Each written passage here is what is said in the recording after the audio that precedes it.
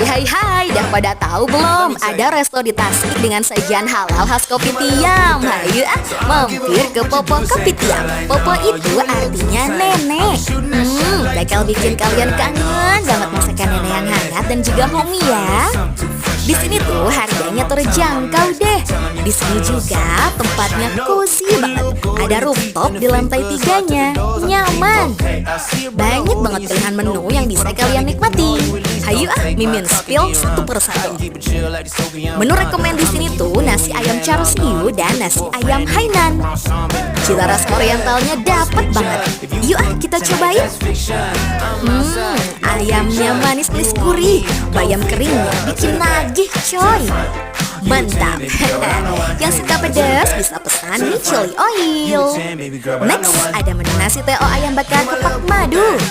Untuk cemilannya bisa pesan aneka dimsum.